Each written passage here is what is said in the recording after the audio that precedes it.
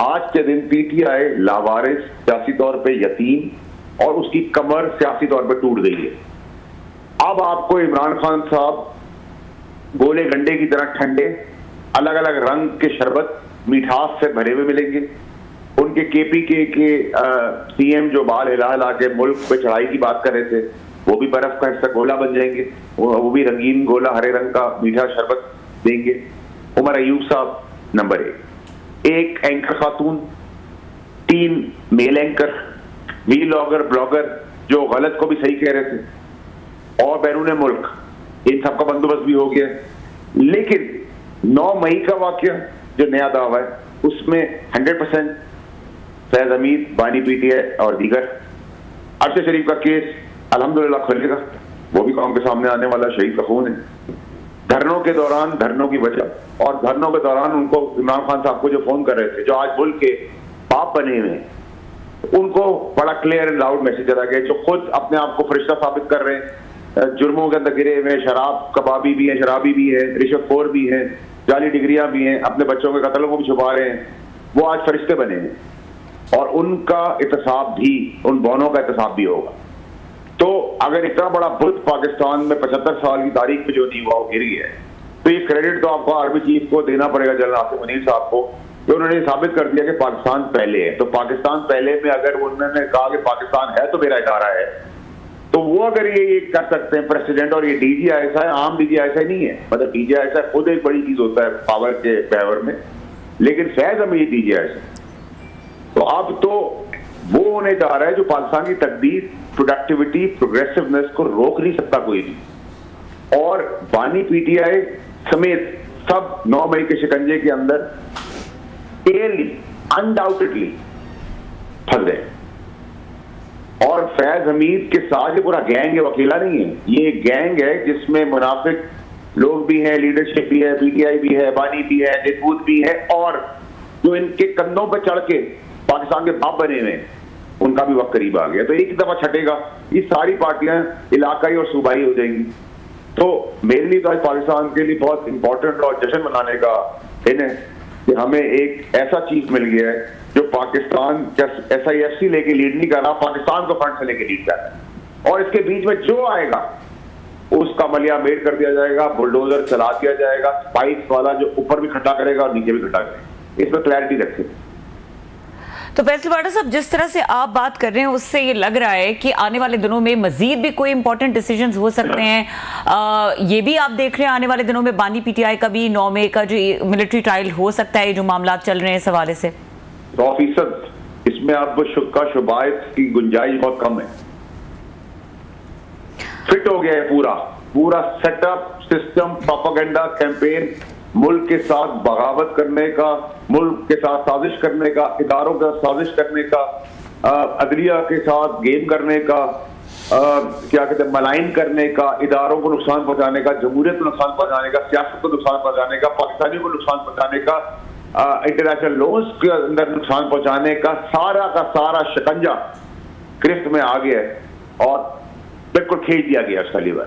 अब कानूनी आईनी तौर पर किसी का बाप भी इसको नहीं रोक सकता। जो इसके बीच में आएगा वो अपना बाप ढूंढेगा, अब वो मुल्क का बाप नहीं बन सकता। जी फैसल साहब, थैंक यू वेरी मच, आपने हमें ज्वाइन किया। सर, अभी आपने अपनी गुफ्तगू में कहा कि एक फीमेल एंकर, 3-4 एंकर्स टीवी के, प्लस वीलॉगर्स, यूट्यूबर्स, उनका भी बंदोबस्त कर लिया गया है।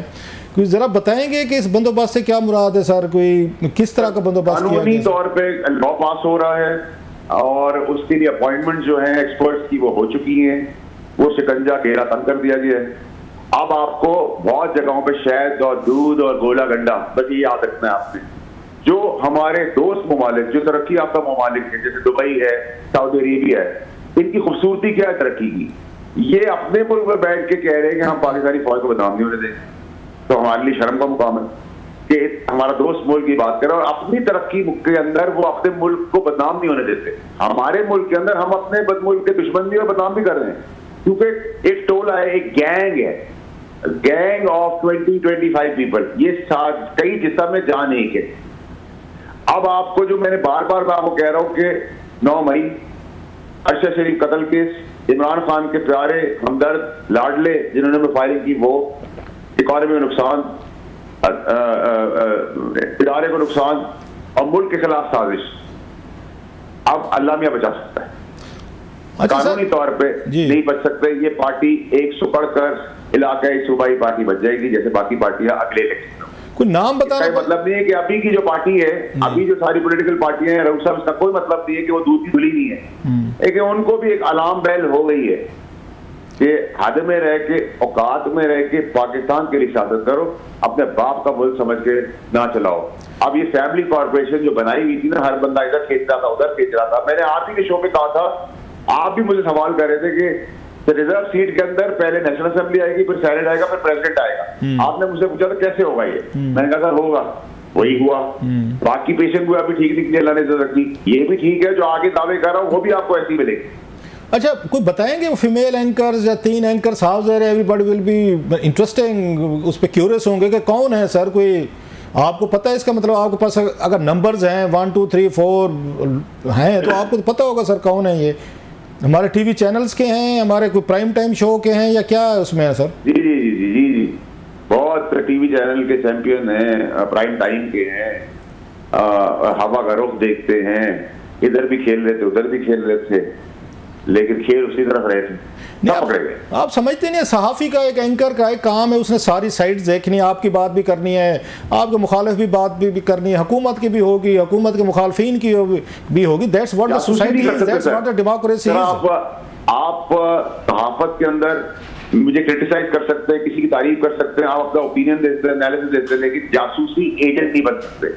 जब आप एजेंट बन जाएंगे तो वो आपका काम नहीं, आप फंस जाएंगे। नहीं, इसको एक्सप्लेन करेंगे, मतलब जासूसी से क्या मुराद है सर? क्या है वो पीटीआई के साथ, फैज हमीद के साथ, गो गेटर इन बिटवीन, यहाँ भी खेल रहे थे, हमदर्द भी थे मुल्क के, बेनिफिट पहले भी लिए, अब भी ले रहे हैं, कहीं और से भी ले रहे हैं, पीछे भी लेते रहे हैं, बहुत कुछ है सर। इतना गंद है, छोड़े, इस पे क्या जाना, ये इतने इम्पोर्टेंट और रेलेवेंट लोग नहीं। कोई इसमें कोई गुफ्तगू कोई रिकॉर्ड की गई है, कोई टेलीफोन टैप किया गया है? राउत साहब, अब टेक्नोलॉजी बहुत आगे चली गई, अब किसी को रिकॉर्ड करने की जरूरत नहीं, बुला के पूछ लेते हैं, खुद ही बताया, वो पता चल जाता है, वो चीजें हाथ में आ गई हैं।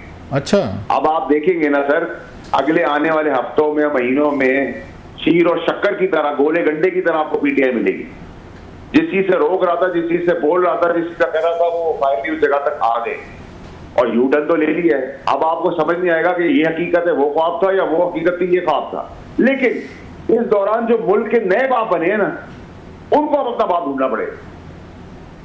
वो कौन है सर नए बाप बने हैं जो? सर वो तो आपको तो पता है मुझसे ज्यादा सर, मैं तो बताता ही रहूंगा, आ जाऊंगा तो और भी चीजें बता दूंगा। नहीं, मुझे वाकई नहीं पता, मैं आई एम कीन, आई एम इंटरेस्टेड, मुझे वाकई नहीं पता सर। चले सर, जैसे ये पता चला है, वो भी आने वाले दिनों में पता चल जाएगा। अच्छा सर, एक कहा जाता है कि चले पाकिस्तान की एक ब्यूटी है, यहाँ पे सिस्टम की रेवोल्यूशन नहीं आते, यहाँ पे खुदा ना खास्ता अनरेस्ट नहीं होता, ब्लड शेड नहीं होता, कि लोगों को मतलब और कुछ नहीं, ठीक है बहुत सारी मुश्किलात है, महंगाई है, बेरोजगारी है, गुर्बत है, सब कुछ लोग झेल लेते हैं। अगर लोग समझते हैं कि चलें बोलने की उनको इजाज़त है, लोग अपना स्टीम कर लेते हैं, गुस्सा निकाल लेते हैं, एंगर निकाल लेते हैं, एंकर्स के ज़रिए, यूट्यूबर्स के ज़रिए, जर्नलिज्म के ज़रिए, कि लोगों को लगता है चले कोई ना कोई हमारी बात कर रहा है, तो लोग ठंडे हो जाते हैं, रात को 8 9 10 बजे वाले शो देख के तो ठंडे हो जाते हैं। आप समझते नहीं इतनी ज़्यादा सख्ती करने से अगर सोसाइटी इतनी वो हो जाएगी, बिल्कुल बोलने की इजाज़त नहीं होगी, बात करने की नहीं होगी, यकदम फटेंगे लोग, ये स्टीम इकट्ठी होती रहेगी सर। बांग्लादेश में ये कुछ हुआ 15 साल के रूल के बाद, वो भी यही करते थे, सख्ती थी, कोई बात नहीं कर सकता था। आप समझते हैं ये मॉडल जरा बैकफायर करेगा जो है ना जी सर, वो पाकिस्तान की सड़क पे तो नजर नहीं आएगा, इमारतों में जरूर हो सकता है।